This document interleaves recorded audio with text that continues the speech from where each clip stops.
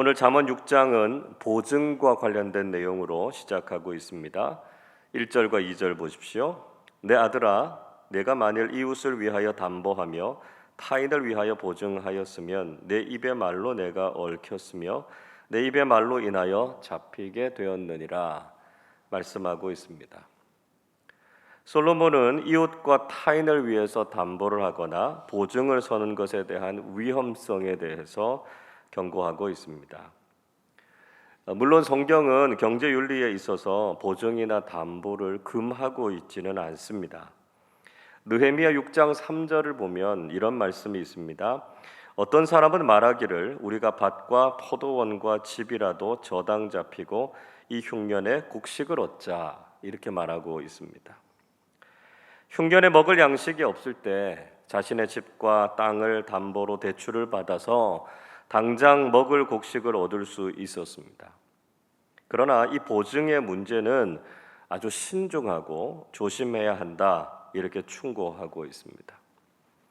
특히 오늘 1절은 이웃을 위하여 담보하고 보증 서는 일에 대해서 말하고 있습니다. 만약에 다른 사람을 위해서 보증을 서게 되면 자신의 말로 인해서 다른 사람들의 일에 얽히고 사로잡히게 된다 이렇게 말씀하고 있습니다. 잠언 20장 16절에서도 이렇게 말씀합니다. 타인을 위하여 보증선 자의 옷을 취하라. 외인들을 위하여 보증선 자는 그의 몸을 볼모 잡을지니라 말씀하고 있습니다. 과거나 현재나 보증으로 인해서 얼마나 큰 낭패를 겪을 수 있는지를 주의하라 이렇게 교훈하고 있는 것이죠. 만약에 보증과 관련된 문제가 있으면 우리가 어떻게 해야 되겠습니까? 3절은 이렇게 말씀합니다. 내 아들아, 내가 내 이웃의 손에 빠졌은즉 이같이 하라. 너는 곧 가서 겸손히 내 이웃에게 간구하여 스스로 구원하되 말씀하고 있습니다. 보증과 관련된 문제에 빠지게 되면 즉시 행동할 것에 대해서 이야기하고 있습니다. 겸손하게 가서 이웃에게 간구해서 거기에서부터 벗어날 것을 충고하고 있는 것이죠. 솔로몬은 이런 보증의 문제에서부터 벗어나기 위해서 노력이 필요하다라고 하는 것을 말하고 있습니다. 4절 보시면 눈을 부릅뜨고 눈꺼풀을 감기게 하지 말라 이렇게 충고하고 있습니다. 이 말씀은 보증으로 인해서 당하게 된 어려움을 벗어나기 위해서는 마치 밤을 새우는 것과 같은 각오와 단호함이 있어야 된다는 것이죠. 그 위기를 반드시 극복해야 된다 하는 것을 이야기하고 있습니다. 또 5절의 말씀 보시면 노루가 사냥꾼의 손에서 벗어나는 것 같이 새가 그물 치는 자의 손에서 벗어나는 것 같이 거기에서 벗어나야 한다 이렇게 말하고 있습니다. 그만큼 필사적으로 현재의 위기에서부터 벗어날 것을 권면하고 있습니다.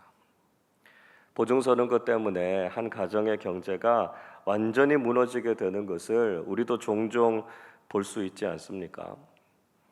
그래서 우리가 보증을 서기보다는 필요하다면 내 능력 안에서 돈을 주는 것이 더 낫다는 것이죠. 보증을 잘못 서서 헤어나오기 힘든 수렁에 빠질 것이 아니라 우리의 경제 생활에 있어서도 늘 신중하고 지혜롭게 행동해야 한다 이렇게 말씀하고 있습니다. 이어서 솔로몬은 게으른 자를 향해서 교훈의 말씀을 주고 있습니다. 6절 보십시오. 게으른 자여 개미에게 가서 그가 하는 것을 보고 지혜를 얻으라 말씀하고 있습니다. 지혜자는 게으른 사람을 향해서 개미에게 가서 보고 그 지혜를 배우라 충고하고 있습니다. 게으른 자라고 하는 히브리어 단어 아첼이라고 하는 말은 빈둥빈둥거리고 나태하게 지내는 사람 이런 뜻을 가지고 있습니다. 게으른 사람을 향해서 개미에게 가서 배우라 이렇게 말씀하고 있는 것은 하찮은 미물일지라도 무시하지 말라는 것이죠. 그리고 그를 통해서 창조주 하나님의 지혜가 무엇인가라고 하는 것을 배워야 한다는 것입니다. 개미를 통해서 무엇을 배울 수 있습니까? 6절 7절 보시면 이렇게 말씀하지요. 계미는 두령도 없고 감독자도 없고 통치자도 없지만 추수철의 양식을 모아서 미래를 대비한다는 것입니다. 계미는 누가 시키거나 감독하지 않아도 스스로 부지런하게 앞날을 준비할 줄 아는 지혜를 가지고 있다는 것이죠. 심지어 이렇게 하찮은 미물일지라도 성실하게 내일을 준비하는데 인간이 게을러서 부지런하지 않으면 앞날을 준비하지 못하면 안 된다라고 하는 것이죠. 결국 게으름을 피우게 된 결과 어떻게 됩니까? 10절 11절 이렇게 말씀하지요. 좀 더 자자, 좀 더 졸자, 손을 모으고 좀 더 누워 있자 하면 내 빈궁이 강도같이 오며 내 곤핍이 군사같이 이르리라.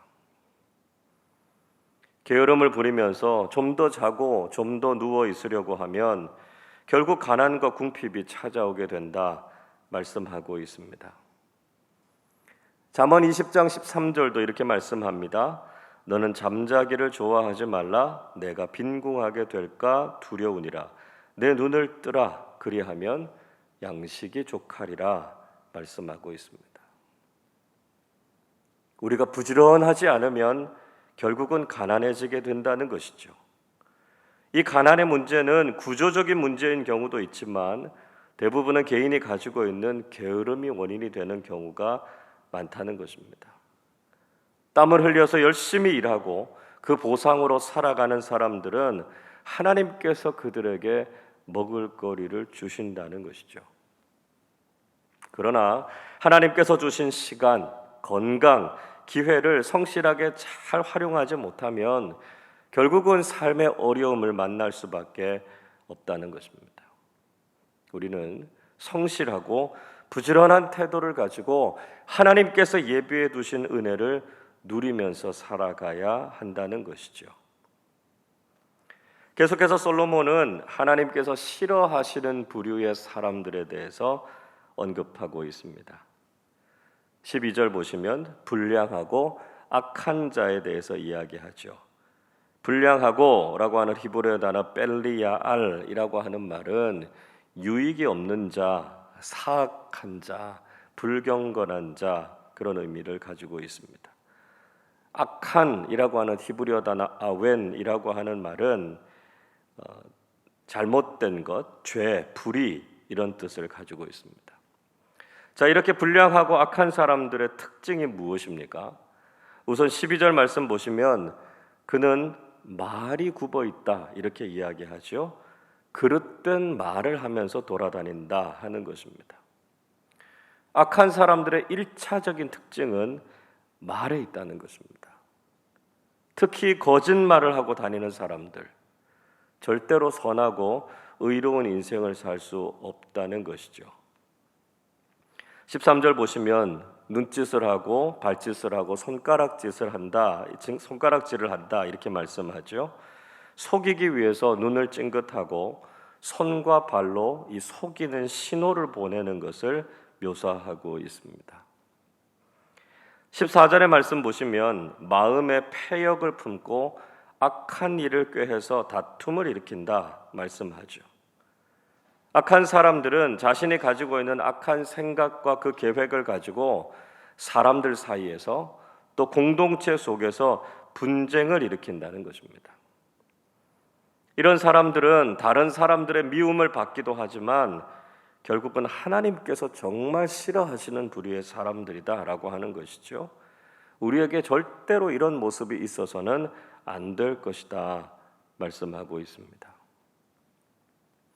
이런 사람들이 맞이하게 되는 결과가 무엇입니까? 15절 이렇게 말씀하지요. 그러므로 그의 재앙이 갑자기 내려 당장에 멸망하여 살릴 길이 없으리라 말씀하고 있습니다. 이런 사람들에게는 재앙이 갑자기 임하게 된다는 것입니다. 그들은 이런 불행과 심판을 준비할 만한 시간도 없이 갑자기 멸망하게 된다는 것이죠. 하나님께서 이런 사람들을 향해서 얼마나 진노하고 계시는지 또 얼마나 그들을 악하게 보시는지를 알 수 있습니다. 지혜자는 한 번 더 하나님께서 미워하시는 것 일곱 가지를 정리해서 소개하고 있습니다. 17절부터 19절까지 말씀 보시면 교만한 눈, 거짓된 혀, 무죄한 자의 피를 흘리는 손, 악한 계획을 꾀하는 마음, 빨리 악으로 달리는 발, 거짓을 말하는 증언, 그리고 형제 사이를 이간질하는 것이다 말씀하고 있습니다. 자, 지혜자는요, 우리 신체의 일부분과 연결해서 이야기하고 있습니다. 하나님께서 악하게 보시는 것이 무엇인가 하는 것을 나열하고 있죠. 그래서 우리 자신의 모습을 보면서 우리가 무엇을 조심해야 할 것인가 하는 것을 금방 깨달아 알아야 한다는 것입니다. 눈과 혀, 손과 마음, 발과 입, 그리고 우리의 행동과 관계라고 하는 일상 속에서 하나님이 싫어하시는 것이 무엇인가 하는 것을 알고 그것을 피해야 한다는 것이죠. 우리의 눈은 낮아져서 겸손해야 되고요. 우리의 혀는 정직해서 진실과 진리를 담아내야 합니다. 우리의 손은 다른 사람들을 돕고 섬기는 것이 되어야 하고요. 우리의 마음은 늘 하나님의 뜻과 계획을 품어야 한다는 것입니다. 우리의 발은 선행을 베풀어야 할 곳으로 빨리 움직여야 하고요. 우리의 입은 이웃에게 덕을 세우고 유익을 끼치는 말을 해야 한다는 것이죠. 또 우리의 모든 삶은 깨어진 관계를 회복하고 공동체를 하나 되게 하는 일을 위해서 기여해야 한다는 것입니다. 하나님께서 싫어하시는 것이 무엇인가 우리가 분명히 알고 그것을 피하고 자신을 살피는 사람들이 되실 수 있기를 바랍니다. 그리고 부지런하고 정직한 믿음의 사람들, 하나님께서 보시기에 선을 행하는 사람들이 되셔서 하나님께 칭찬받는 믿음의 사람들이 되시기를 주님의 이름으로 축원합니다. 기도하겠습니다. 지혜와 지식의 근원이 되시는 하나님 아버지, 어리석고 미련한 저희들에게 하나님의 말씀을 통해서 참된 지혜를 허락해 주시니 감사를 드립니다. 어둡고 혼란한 시대 속에서 하나님께서 주시는 지혜로 올바른 길을 걸어가게 하시고 믿음의 사람답게 하나님을 기쁘시게 하는 삶 살게 하여 주시옵소서. 경제적으로도 신중하고 바른 삶을 살게 하시고 게으르지 않고 부지런해서 하나님의 성실을 먹을거리로 삼으며 살게 하여 주시옵소서. 하나님께서 싫어하시는 악한 마음과 말, 잘못된 행동과 삶을 멀리하게 하시고 오직 의롭고 선한 그리스도인으로 살아가게 해 주시옵소서. 오늘도 저희들에게 주어진 삶 속에서 지혜롭고 정직한 믿음의 삶을 살아서 하나님과 사람들 앞에서 칭찬받는 우리 모두 되게 하여 주옵소서. 감사드리며 우리 주님 예수 그리스도의 이름으로 기도하옵나이다. 아멘.